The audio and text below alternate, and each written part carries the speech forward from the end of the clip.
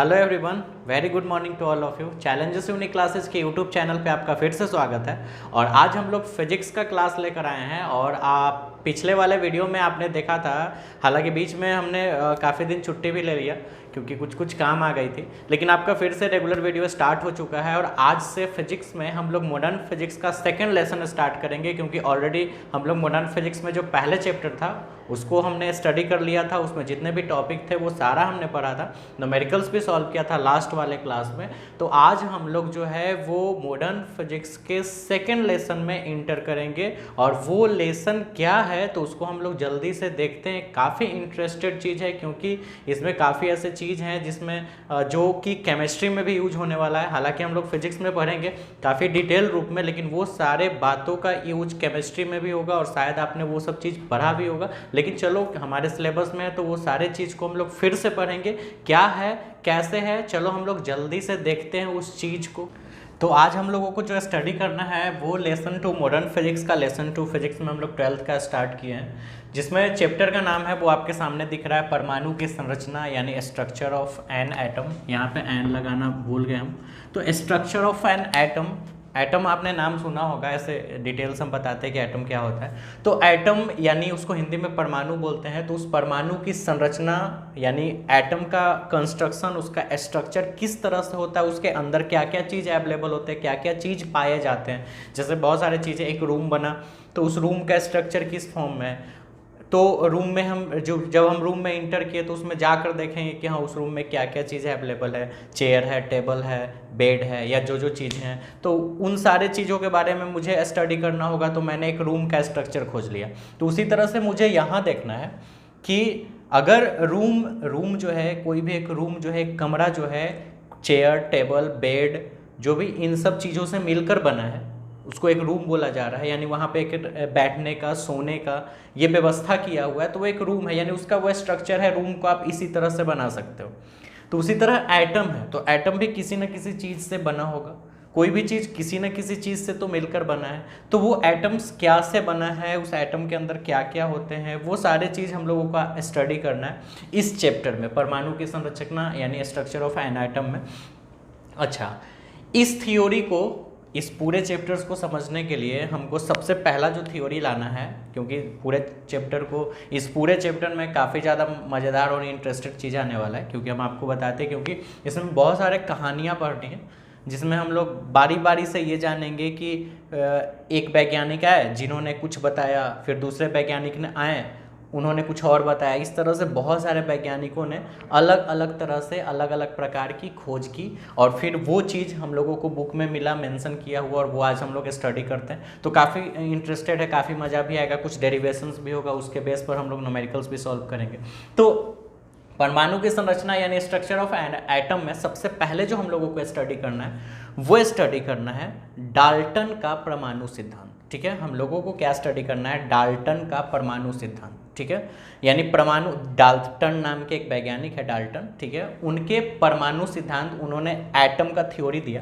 यानी कि यहाँ पे हम लिख रहे हैं डाल्टन का परमाणु सिद्धांत। ठीक है, अगर इसमें इंग्लिश में बोला जाए तो एटॉमिक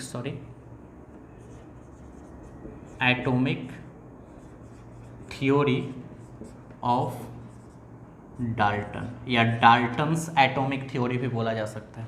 तो एटॉमिक थ्योरी ऑफ डाल्टन, यहाँ एन लगाना जरूरी है, एन एटॉमिक थ्योरी, इसमें स्मॉल कर देते हैं, N atomic theory of Dalton. यानी डाल्टन नाम के एक वैज्ञानिक थे जिन्होंने अपना एक थ्योरी दिया। ठीक है, वो थ्योरी क्या था, उस थ्योरी में उन्होंने क्या बताया, ये सारे चीज़ को हम लोग स्टडी करते हैं। तो चलो यहाँ पे देखते हैं।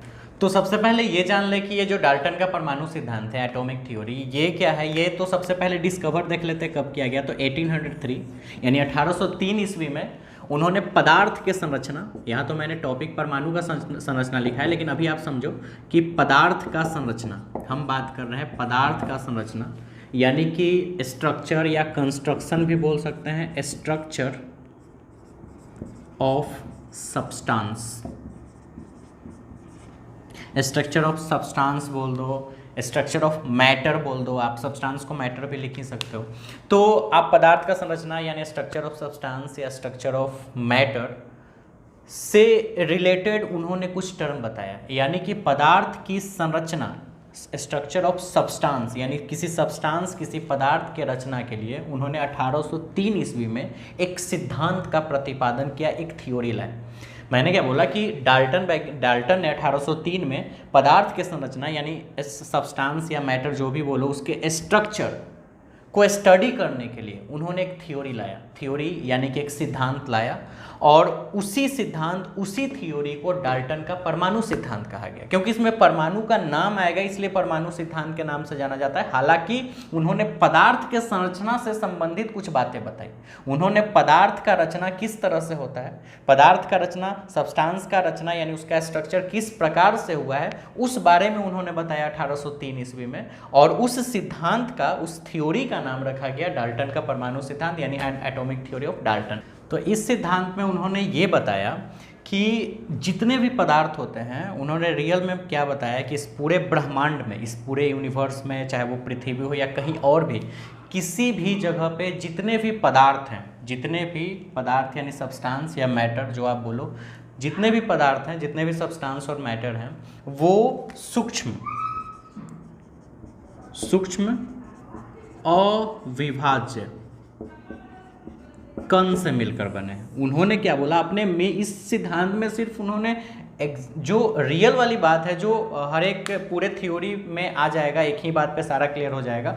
तो उन्होंने जो इस थ्योरी का जो मेन बात था, उन्होंने यही बताया कि पदार्थ इस पूरे ब्रह्मांड में, इस पूरे यूनिवर्स में पदार्थ यानी सब्सटेंस जो है वो सूक्ष्म अविभाज्य कण से मिलकर बने हैं। सूक्ष्म अविभाज्य कण, सूक्ष्म का मतलब माइक्रो, यानी उसको इंग्लिश में माइक्रो बोल सकते हैं, छोटा, काफ़ी छोटा हो।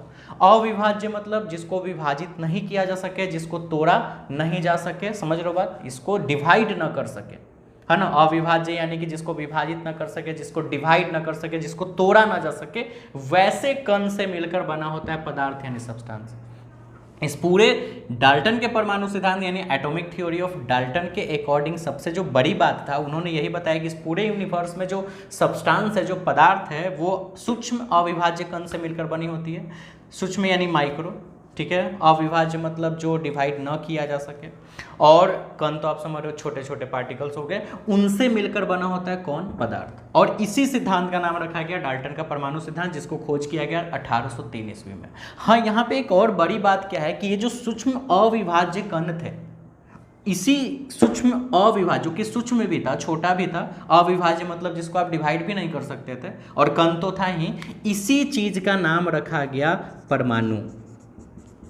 परमाणु जो कि किनके द्वारा नाम रखा गया, तो डाल्टन के द्वारा। यानी डाल्टन ने इस थ्योरी में बताया कि पूरे यूनिवर्स में पदार्थ का जो रचना होता है, स्ट्रक्चर ऑफ सब्सटेंस, वो इस चीज से होता है, सूक्ष्म अविभाज्य कण। यानी पूरा सब्सटेंस इसी चीज से मिलकर बना है, सूक्ष्म अविभाज्य कण, यानी कि वो एक छोटे छोटे पार्टिकल्स हैं, ऊपर से अनडिविजिबल हैं, उनको आप डिवाइड नहीं कर सकते हो, यानी वो उस तरह के कण हैं, और उसी कण का नाम रखा गया परमाणु, यानी जिसको इंग्लिश में एटम बोलते हैं और हिंदी में परमाणु बोला जाता है, ठीक है। तो इस तरह से इस कहानी में, इस सिद्धांत में हमको ये पता चला कि एक पार्टिकल्स होते हैं, और उसी पार्टिकल्स से संपूर्ण पदार्थ का, दुनिया के किसी भी पदार्थ का रचना उस पार्टिकल से होता है, और उस पार्टिकल का नाम एटम रखा गया। यानी कंक्लूजन, निष्कर्ष, यहाँ पे हम ये बोल सकते हैं अकॉर्डिंग टू डाल्टन के अनुसार ये बोला जाता है कि इस पूरे ब्रह्मांड में संपूर्ण पदार्थ, संपूर्ण मतलब टोटल सब्सटेंस का जो रचना है, स्ट्रक्चर है, कंस्ट्रक्शन है, वो होता है एटम के कारण से। यानी दुनिया का कोई भी पदार्थ, कोई भी सब्सटेंस, कोई भी मैटर बना हुआ किस चीज से है, तो एटम से। एटम यानी परमाणु, और ये क्या है, तो ये है सूक्ष्म अविभाज्य कण, यानी कि माइक्रो अनडिविजिबल पार्टिकल, ठीक है। माइक्रो अनडिविजिबल पार्टिकल है ये, और उसी का नाम परमाणु रखा गया। तो कुल मिला के आप ये बात याद रखना कि इस पूरे ब्रह्मांड में जो भी पार्टिकल बने हैं, सॉरी, जो भी सब्सटेंस बने, जो भी मैटर बने, जो भी पदार्थ बने हैं, वो क्या से मिलकर बने हैं, तो एटम से, जिसको हिंदी में परमाणु बोला जाता है। तो परमाणु के बारे में आप समझ गए। अच्छा, ये तो अपने कहानी में इन्होंने बता दिया कि ऐसा होता है, इस सिद्धांत का खोज 1803 में हुआ और इस सिद्धांत में बताया क्या गया, पदार्थ के संरचना के बारे में, यानी स्ट्रक्चर ऑफ सब्सटेंस के बारे में। और क्या बताया गया, तो इस पूरे ब्रह्मांड का जो भी पदार्थ है, पार्टिकल्स है, उसका जो रचना होता है, कंस्ट्रक्शन होता है, वो इसके द्वारा होता है और इसका नाम रखा गया परमाणु, यानी एटम नाम रखा गया। हो गया ये सिद्धांत। लेकिन इस सिद्धांत में उन्होंने स्पेशल कुछ बातें भी बताई और वो स्पेशल बातें क्या थी वो हमको समझना बहुत जरूरी है। और वो सबसे पहला बात उन्होंने ये बताया कि जो कि आप पढ़ चुके हो, पहला बात उन्होंने ये बताया कि संपूर्ण पदार्थ का रचना किसके द्वारा होता है, तो एटम के द्वारा। पहला बात उन्होंने यही बताया, ठीक है। दूसरा बात समझ गए, पहला बात आप समझ गए, पूरे पदार्थ का जो रचना होता है वो किसके कारण से होता है, तो एटम्स, परमाणु के कारण से। दूसरा बात उन्होंने क्या बताया कि किसी भी एक सब्सटेंस या एक, उसको मैटर भी आप बोल सकते हो या पदार्थ भी बोलो, तो कोई भी एक पदार्थ, कोई भी एक सब्सटेंस या कोई भी एक मैटर, ठीक है, उसके जितने भी एटम होंगे, क्योंकि वो एटम से ही मिलकर बने हैं, तो उसमें जितने भी एटम होंगे वो सारे समान होंगे। कहने का मतलब ये है कि अगर हम फेरस का बात करें, चलो फेरस नहीं, कुछ भी एल्युमिनियम का बात करते हैं, ठीक है, तो एक एल्युमिनियम ऐसे ले लिए, तो एल्युमिनियम जो है बहुत सारे छोटे छोटे पार्टिकल से मिलकर बना है और इन सभी पार्टिकल का नाम क्या है, एटम। इसमें इतने एटम्स है, ढेर सारे एटम्स, और सारे एटम से मिलकर एल्युमिनियम बन के तैयार हुआ है, एल्युमिनियम, ठीक है, समझ रहे हो एल्युमिनियम। तो इसके अंदर जितने भी एटम होंगे वो सब सेम होंगे, साइज में, मास में, जितने भी चीज में, यानी कि ये सारे सेम में होंगे, आकार समान होगा, उसका द्रव्यमान समान होगा, बाकी जो भी इसके चीज होते हैं वो सारे चीज समान होंगे। यानी एक सब्सटेंस के, कोई भी एक सब्सटेंस के जितने भी एटम यानी परमाणु होंगे वो सभी आपस में समान होंगे, लेकिन भिन्न भिन्न। जैसे एक एल्युमिनियम ले ले और एक लोहा ले ले या कोई और सब्सटेंस ले लो, ये भी एटम से मिलके बने हैं, ये भी एटम से मिलके बने हैं, इनके भी छोटे छोटे पार्टिकल को आप एटम बोलो, इनके भी छोटे छोटे पार्टिकल को आप एटम बोलो, बने तो दोनों एटम से ही हैं। लेकिन ये दोनों के पार्टिकल को कंपैरिजन करो, यानी इसके एटम और इसके एटम को अगर कंपैरिजन किया जाए, इसके परमाणु और इसके परमाणु को तुलना किया जाए, तो वो समान नहीं आएंगे, वो भिन्न भिन्न होंगे, अलग अलग होंगे। हाँ, एक हमने सिर्फ एक ही पदार्थ लिया, एल्युमिनियम, या आप लोहा ही ले लो, कोई एक ले लो, आप एल्युमिनियम लो, एल्युमिनियम नहीं लेना चाहते लोहा ले लो, लोहा नहीं लेना चाहते कुछ और ले लो, कोई भी सब्सटेंस आप ले लो, तो उसके अंदर कोई भी दो एटम के अंदर आप कंपैरिजन कर लो तो सब समान होंगे आपस में, एक जैसे। लेकिन अगर कोई दो डिफरेंट अगर आप एटम लेते हो, सॉरी डिफरेंट आप सब्सटेंस लेते हो और उन दोनों के बीच में अगर आप एटम में कंपैरिजन करते हो तो वो अलग अलग होंगे, उनका साइज अलग होगा, उनका मास अलग अलग होगा, अलग अलग सारे चीज होंगे। हाँ, अब इसको हटा दो और इसी के अंदर एटम में कंपैरिजन करो, इसके एटम को दूसरे एटम से कंपैरिजन करो तो बराबर है। इसको हटा दो, ये दोनों में कंपैरिजन करो, बराबर है। लेकिन अगर एल्युमिनियम और फेरस में, तो फिर यहाँ पे एटम का सब चीज से अलग अलग हो जाएगा। यानी दूसरा बात उन्होंने ये बताया, पहला क्या बताया कि जितने भी पदार्थ हैं ब्रह्मांड में उनका निर्माण इसके कारण से हुआ, एटम से। दूसरा बात उन्होंने ये बताया कि इस पूरे ब्रह्मांड में कोई भी एक सब्सटेंस अगर आप लेते हो तो उसके सारे एटम सेम होंगे, यानी समान होंगे, और अगर अलग अलग लेते हो, दो अलग अलग आप सब्सटेंस लेते हो तो उसके परमाणु जो होंगे वो अलग अलग होंगे। ये दूसरा बात हुआ, ठीक है। तीसरा इंपॉर्टेंट बात क्या है, उन्होंने बताया कि atom plus atom equal to compound atom, ठीक है, यानी परमाणु प्लस परमाणु इक्वल टू यौगिक परमाणु। अब आप ये मत समझना कि हमने एक एटम प्लस एक एटम, दो एटम जोड़ दिया, नहीं। हम यहां पे क्या बता रहे हैं कि कितने भी आप एटम ले लो, दो या दो से अधिक एटम, ध्यान से समझना, दो या दो से अधिक एटम समझ रहे हो, हिंदी में परमाणु, यानी दो या दो से अधिक एटम आपस में मिलकर कंपाउंड एटम बनाते हैं। ध्यान समझो, दो या दो से अधिक एटम आपस में मिलकर कंपाउंड एटम बनाते हैं, यानी दो या दो से अधिक परमाणु आपस में मिलकर यौगिक परमाणु का निर्माण करते हैं। और इसी यौगिक परमाणु का नाम दिया गया है अणु, जो कि आप हमेशा सुनते होंगे इंग्लिश में मॉलिक्यूल्स बोला जाता है। तीन बात आप समझ चुके हो यहाँ पे। पहला क्या, पदार्थ जितने भी हैं ब्रह्मांड में उसका जो रचना है वो किसके कारण से हुआ है, तो एटम के कारण से, ठीक है। दूसरा बात आपको क्या याद रखना है कि किसी एक पदार्थ के जितने भी एटम होते हैं सभी आपस में समान होते हैं और दो भिन्न भिन्न पदार्थ के एटम्स यानी परमाणु असमान होते हैं। तीसरा बात कि दो या दो से अधिक, नॉट दो से ज्यादा भी हो सकते हैं, बहुत ज्यादा, दो या दो से अधिक एटम यानी परमाणु आपस में मिलकर क्या बनाते हैं, कंपाउंड एटम यानी यौगिक परमाणु, और इसी का स्पेशल नाम दिया गया अणु यानी मॉलिक्यूल्स, ठीक है। एंड फोर्थ नंबर 4 नंबर क्या है वो ध्यान से समझते हैं। चौथा नंबर ये है कि जब हम लोग एटम्स मिलाकर अणु बना लिए हैं, मॉलिक्यूल्स, तो अणु का भी कुछ कहानी पढ़ ले। तो अणु में आप समझ लेना, अणु में क्या बताया गया, जैसे हमने क्या बताया, किसी एक सब्सटेंस के जितने भी एटम होंगे सब समान, जैसे एल्युमिनियम ले लिए तो एल्युमिनियम में जितने भी एटम होंगे सब आपस में समान होंगे। उसी तरह से किसी एक सब्सटेंस के मॉलिक्यूल्स भी आपस में समान होते हैं। जैसे किसी एक सब्सटेंस के एटम सभी आपस में समान होते हैं, और अगर दो को अलग अलग ले लो तो असमान हो जाते हैं, और अगर एक ही लो तो उसके अंदर का सब समान होगा, उसी तरह मॉलिक्यूल्स भी समान होंगे। और अगर डिफरेंट दो ले लो तो मॉलिक्यूल्स अलग अलग हो जाएगा।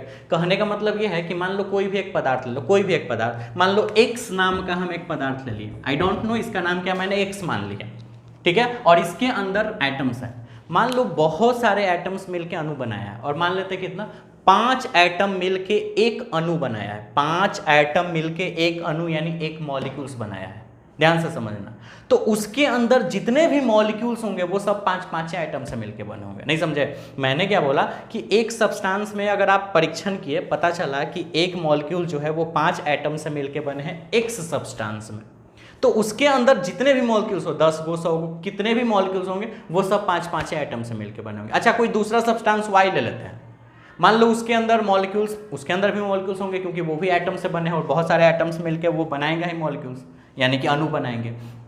तो अगर मान लो उस वाई सब्सटेंस में अगर एक मॉलिक्यूल्स यानी एक अणु 6 एटम यानी परमाणु 6 एटम से एक मॉलिक्यूल्स 6 एटम से मिलकर बने हैं, ठीक है, तो उसके अंदर जितने मॉलिक्यूल्स होंगे वो सारे 6 से ही मिलकर बने होंगे।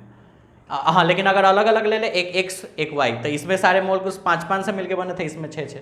तो यानी कहने का मतलब ये है कि कोई एक ही तरह के सब्सटेंस के अंदर सारे अणु आपस में समान होते हैं, डिफरेंट के लिए डिफरेंट होते हैं। ये आपको मेनली 4 बातें याद रखनी है, ठीक है। वापस फिर से रिमाइंड करवाते हैं। जो सबसे पहला है वो क्या है कि इस पूरे ब्रह्मांड में जो भी पदार्थ यानी सब्सटेंस का जो रचना हुआ है वो एटम, सूक्ष्म अविभाज्य कण यानी परमाणु एटम से हुआ है। समझ गए, पहला बात।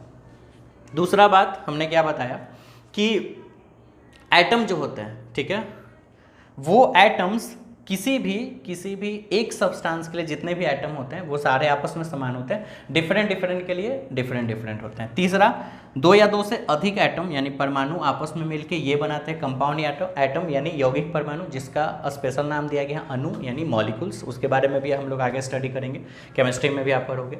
और 4 नंबर जो है ये बताया गया कि ये जो अणु होते हैं वो किसी एक पदार्थ के लिए समान होते हैं, यानी एक पदार्थ में जितने मॉलिक्यूल्स होंगे, अणु होंगे, वो सारे एक जैसे होंगे। लेकिन अगर 2 अलग अलग आप पदार्थ ले रहे हो तो इसमें अणु का अलग मतलब होगा, इसमें अलग मतलब होगा, इसमें इसका साइज मास अलग हो सकता है, इसमें अलग हो सकता है, ठीक है। तो इस तरह से ये 4 बातें हैं, डाल्टन का परमाणु सिद्धांत दिया गया, ठीक है। अच्छा, एक और बात समझ लीजिए। पहला तो आप इनके बारे में तो समझ लीजिए कि डाल्टन के परमाणु सिद्धांत इतना इस समय दिया गया और इन्होंने अपने पूरे सिद्धांत में ऐसा कुछ बताया जो कि आपने पढ़ा, लेकिन इनकी कहानियां गलत हुई। इनका जो सिद्धांत हुआ वो बाद में काटा गया। हाँ, हालांकि ये बात अभी तक सही है कि परमाणु जो है, मान के चलो कि परमाणु पदार्थ जो है वो छोटे छोटे कण से मिलकर बना है परमाणु, लेकिन उन्होंने एक बात गलत बता दी, क्योंकि इसका यूज हम लोग आज भी करते हैं। 1803 के बाद आज जो है 2020 भी, फिर भी हम इसका यूज कर रहे हैं। तो कहीं ना कहीं ये नाम तो सही है, एटम तो हम लोग पढ़े हैं, लेकिन ये जो उन्होंने बात बताया ना,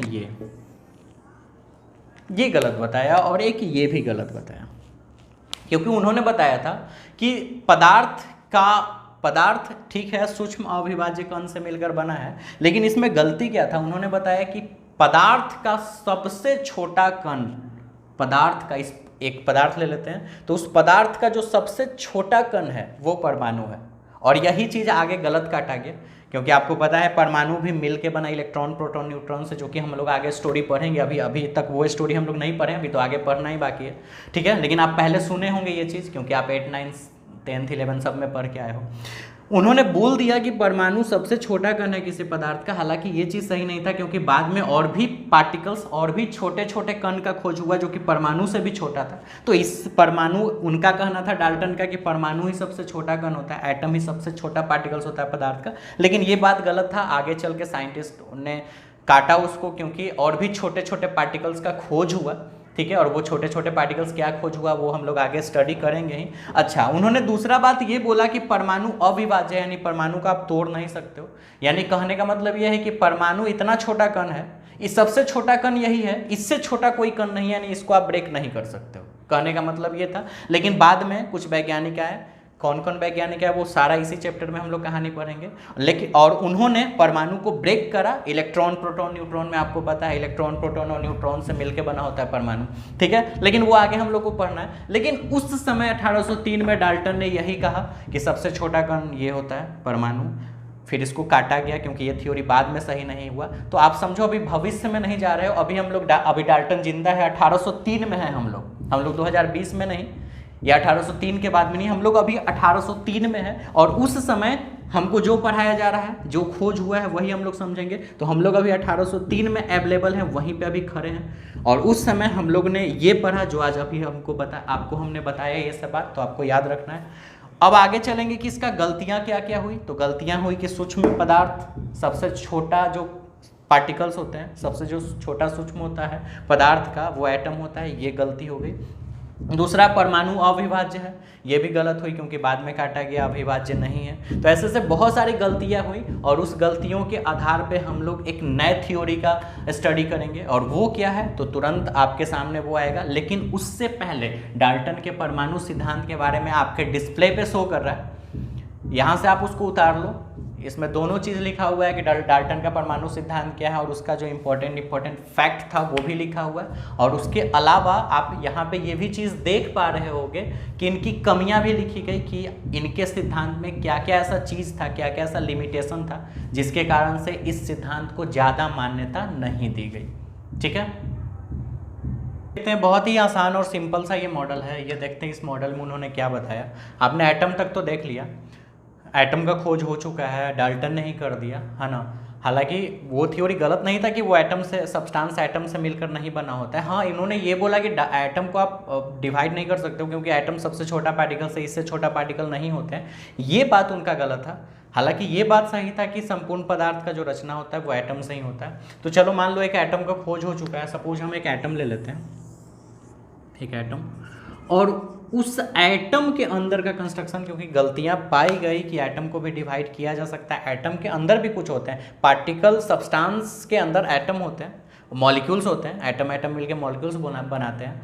तो सब्सटेंस के अंदर एटम होते हैं और एटम के भी अंदर कुछ होते हैं। ये चीज़ डाल्टन एक्सप्लेन नहीं कर पाए, और वो चीज़ एक्सप्लेन धीरे धीरे होगा। कैसे कैसे, अभी हम लोग टॉमसन का थ्योरी पढ़ रहे हैं। तो टॉमसन ने बताया अपने थ्योरी में, कौन सा थ्योरी, तो एटॉमिक मॉडल ऑफ टॉमसन का परमाणु मॉडल, इसमें उन्होंने ये बताया कि एटम भी किसी चीज़ से बना है।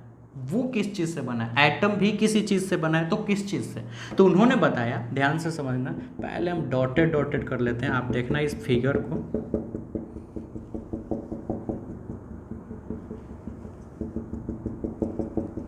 बहुत सारा डॉटेड है इसमें, हम दे रहे हैं।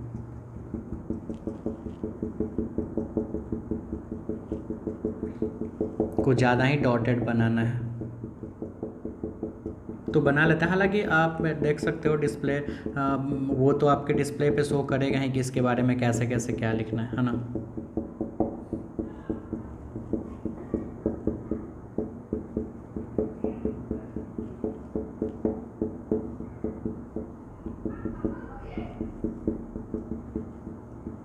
चलिए, और भी डॉटेड दे सकते हैं, हालांकि बुक में तो बहुत ज़्यादा होता है। अब ये डॉटेड हो गया, और अब इसमें हम ऐसे लगाते हैं, एक बीच में भी डाल लेते हैं। अब चलो देखो, अब ये कुछ समझ में आया, यही है ये मॉडल, ये समझ गए फिगर, टॉमसन का परमाणु model, atomic model of Thomson, हो गया बात खत्म। ठीक है, तो समझते हैं ये क्या है। इनका कहना ये था कि एटम के अंदर पॉजिटिव और नेगेटिव दोनों चार्ज होते हैं। ठीक है, positive and negative both charge, इसके पास पॉजिटिव चार्ज भी होते हैं और इसके पास नेगेटिव चार्ज भी होते हैं। पॉजिटिव और नेगेटिव दोनों चार्ज होते हैं किसके अंदर, तो एटम के अंदर। लेकिन वो उसका अरेंजमेंट किस तरह से होता है, अरेंजमेंट उसका अरेंज किस तरह से अंदर किया हुआ है, यही अरेंजमेंट टॉमसन के परमाणु मॉडल में बताया गया। ठीक है, जो कि बताया गया कब, 1898 में। डाल्टन मॉडल दिया गया था 1803, 1803। उसके काफ़ी सालों के बाद, उस समय तक एटम्स के अंदर का संरचना के बारे में जानने का लोग को उत्सुकता आया, तो 1898 में उन्होंने बताया कि एटम के अंदर पॉजिटिव और नेगेटिव दोनों चार्ज होते हैं, पॉजिटिव भी होते हैं नेगेटिव। हालांकि आप ये जानते हो, लेकिन मैंने अभी आपको क्या बोला कि अभी आप 1803 में थे, आप पहले रहो। अभी आप समझो भविष्य आप जान ही नहीं रहो, अभी क्या आप नहीं हो पहले के 1803 के। 1803 से आपने वो थ्योरी पढ़ा, बढ़ते बड़ा होते होते अब 1898, अब आप 1898 ईस्वी में आ चुके हो। और उस समय आप नहीं जान रहे हो कि एटम्स के अंदर का क्या होता है, एटम के अंदर क्या होता है। आप 2020 में हो तब तो जान रहे हो, इससे पहले होते तो नहीं जानते। तो 1898 में हो, उस समय आपको पता है कि एटम्स के अंदर क्या होता है, तो कुछ नहीं पता, आपको नहीं पता है कि उसके अंदर कुछ होता है। लेकिन टॉमसन ने बताया कि इसके अंदर पॉजिटिव और नेगेटिव चार्ज होते हैं, और उसका अरेंजमेंट किस तरह से होता है, तो पॉजिटिव चार्ज चारों तरफ रहता है, और उसके बीच में जहां तहां नेगेटिव चार्ज होता है। नहीं समझ में आया, मैंने क्या बोला कि पॉजिटिव चार्ज, बहुत सारे पॉजिटिव चार्ज हैं, ढेर सारे, और उसके बीच में कहीं कहीं नेगेटिव चार्ज है। और ये जो डॉटेड दिए हैं इसको हम मान लेते हैं पॉजिटिव, और ये जो ई लिखे हैं ये है नेगेटिव।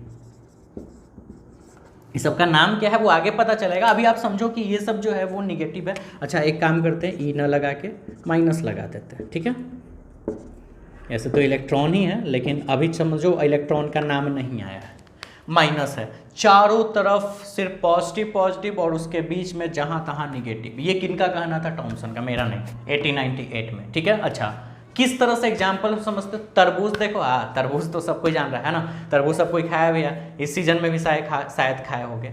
अब चलो तरबूज देखो, एक गोल सा तरबूज है, उसको फाड़ो तो उसमें लाल लाल होता है, आहा मजा आ गया है ना। उसके अंदर लाल लाल जो भी होते हैं, जो हम लोग खाते हैं, और उसके अंदर बीज भी होता है, और उस बीज को हम लोग फेंक देते हैं। एग्जैक्टली वही मॉडल आपको समझना है कि एक तरबूज हो गया, उस पूरे तरबूज को आप एटम मान लो, परमाणु। ठीक है, और तरबूज के चारों तरफ जो वो लाल लाल है जिसको हम लोग खाते हैं, वो लाल लाल पॉजिटिव चार्ज है। ठीक है, और एटम्स उसी तरह से होता है कि वो जो, मतलब आप उस पर समझो कि एक जो हो गया, उसके अंदर जिस तरह से लाल लाल जो होते हैं, और उसमें जहां तहां बीज होते हैं, सीड्स, जितने भी बीज हैं बहुत सारे सीड्स होते हैं, तो वो जो लाल रेड है उसको आप मान लो पॉजिटिव, और जो जहां तहां क्योंकि बीज पूरे जगह पे नहीं होते, कहीं कहीं होते हैं, यहाँ वहाँ ऐसे फैले हुए रहते हैं, आप उसको फाड़ के देखोगे तो पता चलेगा, खाते भी हो, तो वो जो था वो नेगेटिव चार्ज है। तो उस तरह का ही कंस्ट्रक्शन टॉमसन ने बताया कि किसी एटम का जो रचना होता है उसके अंदर पॉजिटिव नेगेटिव यानी धनावेश ऋणावेश दोनों होते हैं, लेकिन किस तरह से उसका अरेंजमेंट होता है, किस तरह से वो बैठे होते हैं, तो चारों तरफ पॉजिटिव चार्ज, उसके बीच में जहां तहां नेगेटिव चार्ज, यानी नेगेटिव चार्ज को पॉजिटिव चार्ज चारों तरफ से घेर के रखा हुआ रहता है, एज लाइक एज तरबूज। उसी तरह के मॉडल होता है, बस यही है टॉमसन का परमाणु model, atomic model of Thomson. लेकिन इस थ्योरी में भी कुछ गलतियां पाई गई, और वो गलतियां क्या थी,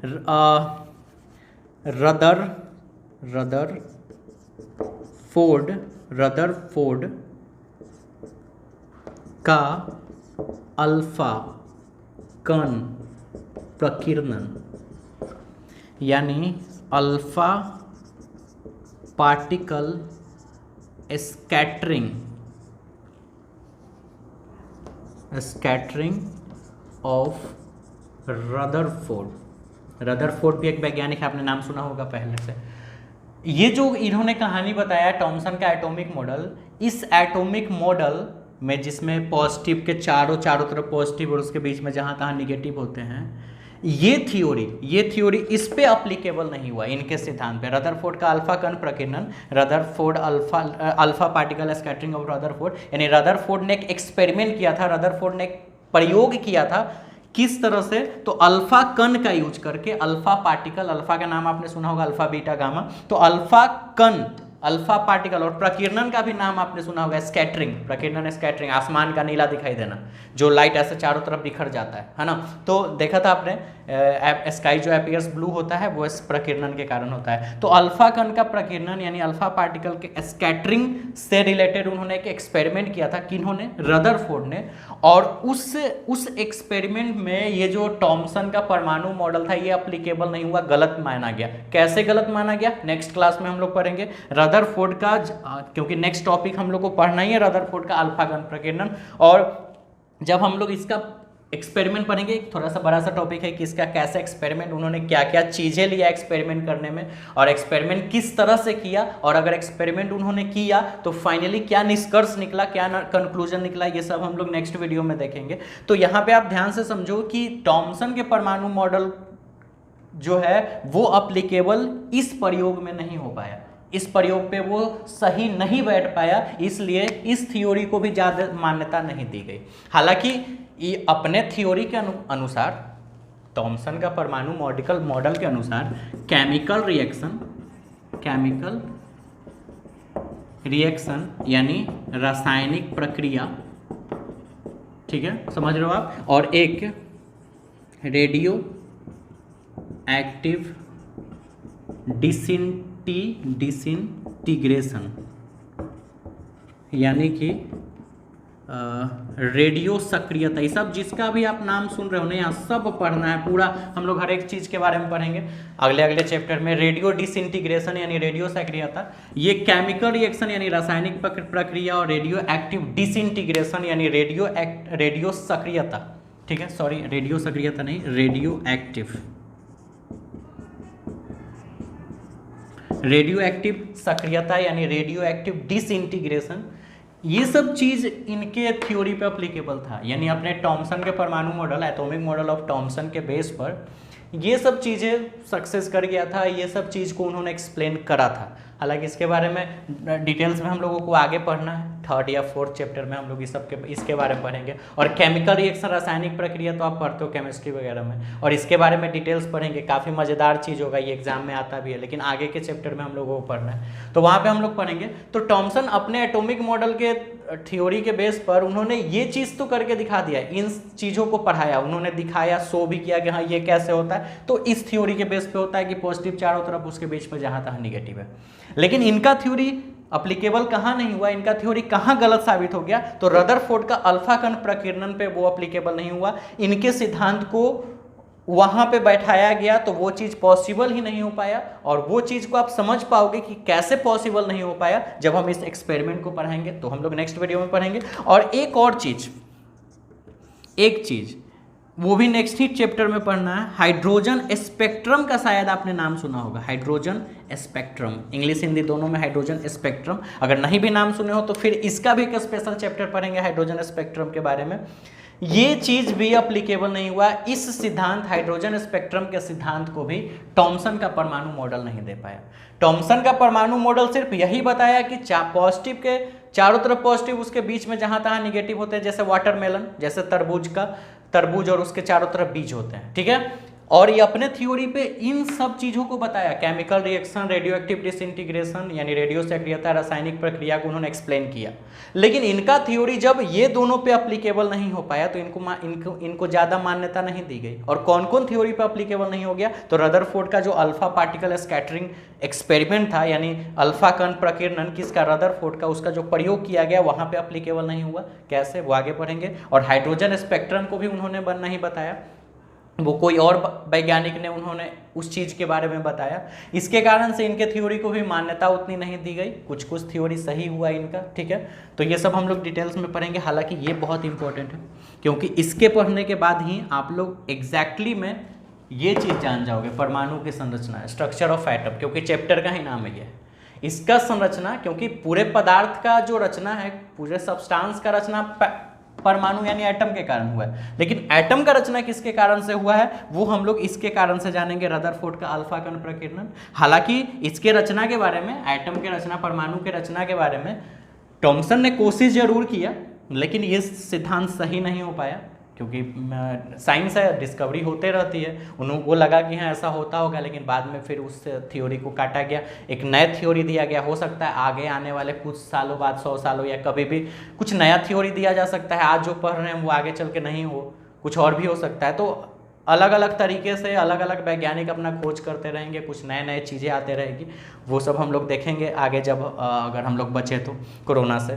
चलो देखते हैं। तो फिर समझ गए, यहाँ तक आप समझ गए टोटली, इसके बारे में पूरा डिटेल्स आपके डिस्प्ले पे शो कर रहा है। और फिर हम लोग बाकी जो टॉपिक है वो नेक्स्ट वीडियो में मिलते हैं। तो मिलते हैं नेक्स्ट वीडियो में, तब तक अपना ख्याल रखिए। लॉकडाउन बढ़ गया है, लेकिन आप अपना घर पे, बीटा में भी कोरोना बढ़ा है, पटना बिहार में भी कोरोना की संख्या बढ़ रही है, तो अपना ख्याल रखिए। घर से ज़्यादा मत निकलिए, कम रहिए, घर पे ही आराम से सुरक्षित रहिए। घर पे खाइए पीजिए, पूरा मोटा हो जाइए और आराम से पढ़िए, पढ़ के पूरे टॉपिक को कंप्लीट कीजिए। हालांकि क्योंकि दिन भर तो खा पी के सो ही रहे, कम से कम कुछ अपना टाइम एक्सपेंड कर ले, जिससे कि हम पढ़ लें और अपने को फ़ायदा हो जाए। तो आप इस चीज़ को ध्यान रखिएगा। बाकी आप समझदार हो। मिलते हैं फिर, अपना प्यार जरूर बरसाते रहिएगा और लाइक बटन जरूर दबा दीजिए, और सब्सक्राइब अगर नहीं किया तो वो भी कर दीजिएगा। कमेंट बॉक्स में भी कुछ लिख ही दीजिएगा, तो आपकी बहुत मेहरबानी होगी। ठीक है, मिलते हैं तो फिर, सी यू लेटर, बाय बाय।